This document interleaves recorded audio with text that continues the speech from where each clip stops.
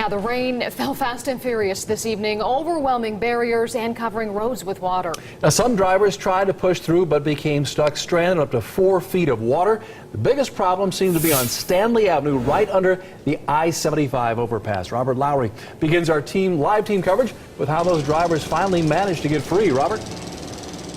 Well, Mark, Katie, police had to actually block off part of this section on Stanley Avenue. Access from the highway was cut off and traffic was rerouted around this area as those heavy rains brought in some high water.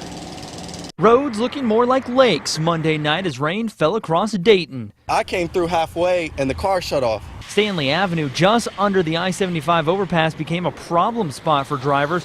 Corey Dickard was following behind a semi that drove through the high water.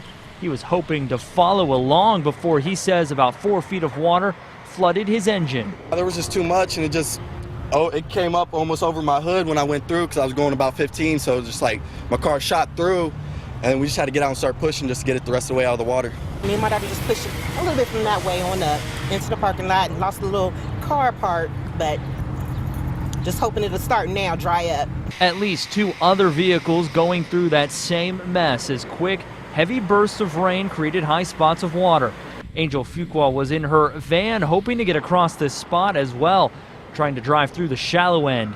Her engine also flooded. I seen it was a puddle, but I couldn't just turn around. I wasn't thinking just to turn around, so I went through the puddle where it's really narrow, the water's not so deep. The rains were gone as quickly as they came, hopefully giving some drivers enough time to dry themselves and their vehicles. At first it wasn't doing anything, it wasn't even clicking, but now it's kind of clicking. Like it'll do that. And city crews eventually had to actually bring out a pump out here to clear out some of that high water. But police reminding people that if you do come across an area with high water, try to avoid it. There is no certainty about how deep some of those spots might be. Reporting live, Robert Lowry, 2 News, working for you. Also new tonight, a boy rushed to Dayton Children's Hospital after his mother fears he's struck by lightning. 911, where's your emergency? My emergency is my son just got zapped by lightning. I need somebody to... Where are you guys at? It happened in the 200 block of Air Street in Dayton. The 9-year-old's mother told dispatchers that her son had marks on his chest from that lightning strike, but that he was breathing okay, that he was alert. So coming up in the next half hour, you'll hear from a neighbor about what he saw and heard just moments before the lightning.